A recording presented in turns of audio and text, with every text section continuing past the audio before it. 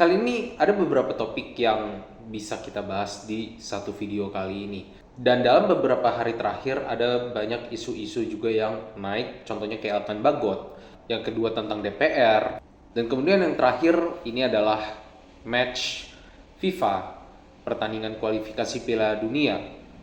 Yang terakhir di putaran ini, kita bakal lawan Irak dan juga Filipina, tapi kita pastinya bakal ketemu Irak, dan penentuan match ini terutama ada di Vietnam melawan Filipina. Siapa yang akan menang? Kita tahu Filipina mereka juga udah upgrade squadnya dengan berbagai pemain yang dinaturalisasi, ditambah juga dengan Vietnam dengan pelatih barunya. Nah, kita bakal mulai pelan-pelan satu-satu, dimulai dari Alkan Bagot. Nah, Alkan Bagot ini belakangan memang isu dia ramai ketika dia menolak untuk datang memenuhi panggilan dari Coach Sintayong. Nah, pada akhirnya Erick Thohir di sini melakukan statement yang tegas ketika dia bilang kalau persaingan bukan cuma antara lokal versus naturalisasi intinya, tapi naturalisasi sendiri juga bersaing karena naturalisasi sendiri juga akan terus dikerjakan selama ini untuk memperkuat keadaan dari timnas Indonesia. Dan kita udah lihat yang terbaru ada Kevin Verdong juga yang dinaturalisasi, dan satu pemain lagi gue lupa namanya. Intinya adalah timnas ini pastinya akan lama akan semakin kuat juga, dan persaingan bukan cuma buat antara naturalisasi dan lokal, tapi adalah naturalisasi versus naturalisasi juga. Jadi akan Bagot sendiri juga di sini juga dia akan bersaing dengan para pemain seperti Jay Itzes, habis itu juga Justin Hubner juga kita udah tahu sebelumnya, udah lama. Habis itu juga Sandy Walsh juga yang semakin konsisten, kemudian juga bersaing juga dengan nama-nama baru ke depannya yang pasti bakal semakin banyak. Ketika semakin banyak persaingan, diharapkan juga pemain-pemain yang didatangkan ini kualitasnya juga semakin meningkat, dan juga level timnas Indonesia ini juga semakin meningkat. Dan ini adalah persaingan yang fair pada akhirnya. Ketika para pemain naturalisasi kalau memang cuma mikir kayak gue dinaturalisasi gue aman lah, tapi kalau misalnya pada akhirnya kalah saing juga sama yang naturalisasi lainnya, ya kalau misalnya nggak punya daya juang untuk bersaing di situ, ya bakal sulit ke depannya untuk Alkan Bagot yang memang kita ngeliat potensi dari dia untuk bermain di timnas. Tapi kalau misalnya dia nggak upgrade juga, ya dia juga di timnas pun juga akan kesulitan. Tapi ya memang di satu sisi juga dia sendiri juga ada di posisi yang memang harus fokus juga untuk membenahi diri di liga sih. Mungkin itu juga yang menjadi satu alasan di mana Alkan Bagot ini juga pengen juga cukup fokus di karirnya dia terutama, dan timnas sendiri juga kalau yang seperti kita tahu juga karena kompetisi Asia ini juga jadwalnya juga cukup berbeda dengan yang di Eropa, contohnya kayak Piala Asia.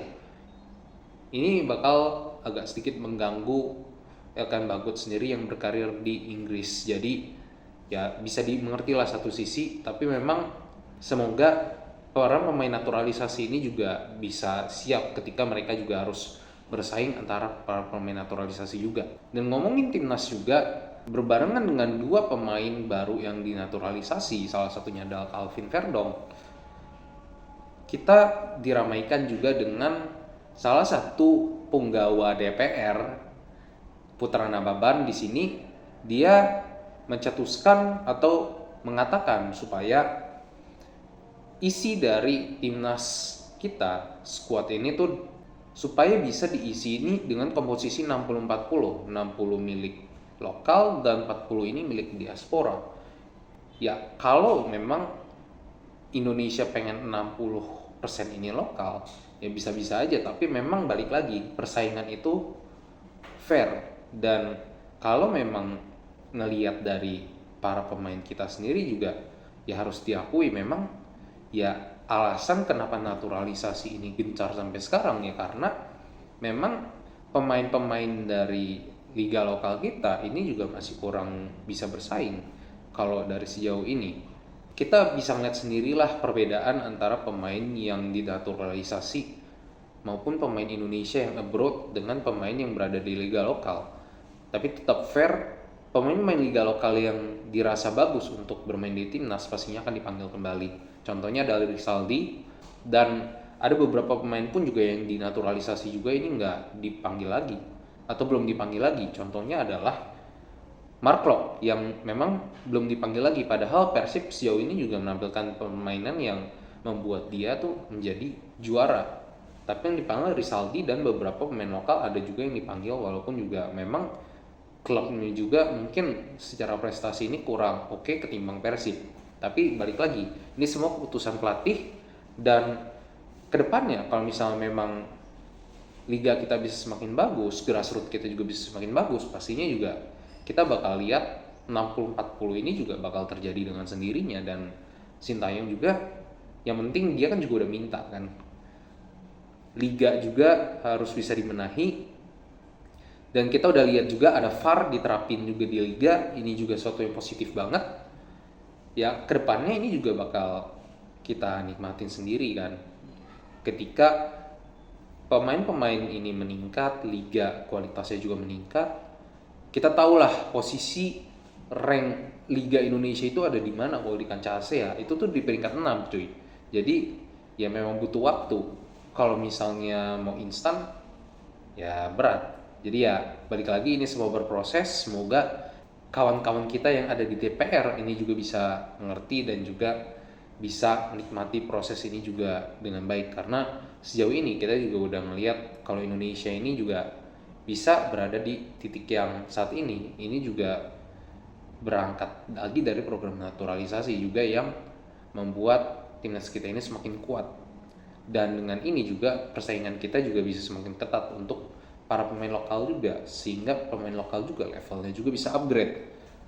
Nah, nextnya kita ini akan melawan Irak, dan lawan Irak ini tuh udah bukan hal yang baru lagi, karena kita berkali-kali ketemu Irak di tahun ini, dan juga mulai dari kualifikasi Piala Dunia juga kita banyak ketemu Irak, bahkan uji coba juga kita sempat ketemu Irak.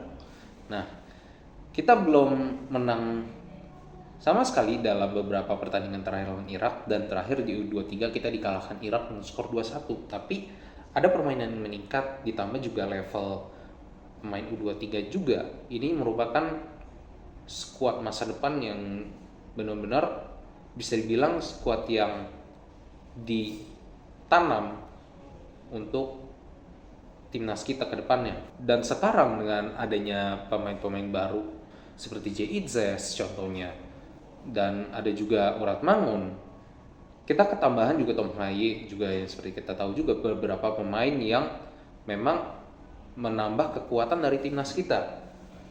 Permainan melawan Irak nggak akan seperti yang sebelumnya ketika kita dibantai di Piala kualifikasi maupun Piala Asia. Dan terkhusus untuk J.Itzes, congratulations karena dia juga berhasil lolos ke Serie A dengan Venezia-nya. Dan kalau secara perlawanan, gue yakin kita bisa buat ngalahin Irak kali ini. Mungkin kesannya kayak ini gimana sih Indonesia nih nggak bisa ngasih tempat yang bagus, tempat latihan yang layak gitu buat para pemain Irak.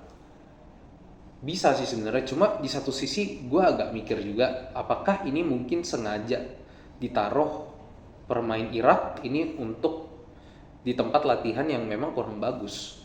Apakah ini bisa dipakai sebagai cywar juga yang dilakukan oleh Indonesia?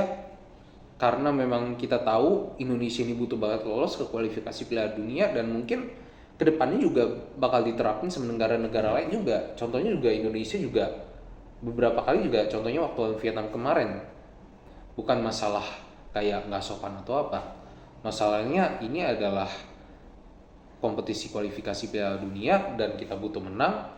Ya ini adalah main games yang diperlukan, bisa jadi at least ini mengganggu mereka untuk bisa latihan optimal gitu kan, sehingga ketika di pertandingan nanti ini juga akan berasa gitu kan efeknya ketika mereka menerapkan permainannya. Tapi in the end, apakah cara ini berhasil atau enggak, ini bakal dibuktikan sama para pemain timnas kita.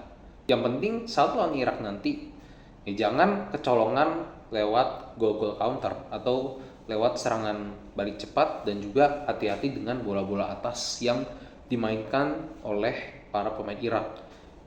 Kita kecolongan juga lewat bola-bola atas juga ketika lawan Irak di pertandingan sebelumnya. Jadi ini yang harus diperhatikan.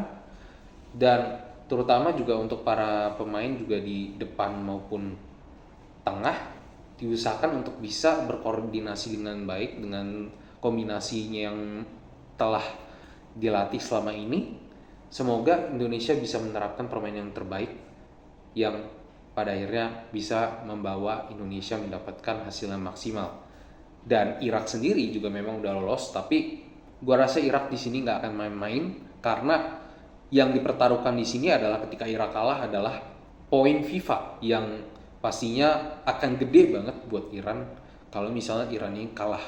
Kalau misalnya kita seri aja, Irak tuh kehilangan poin. Jadi ya ini bakal jadi match yang penting buat kedua tim. Minimal buat Irak ini mereka buat ngejaga poin mereka.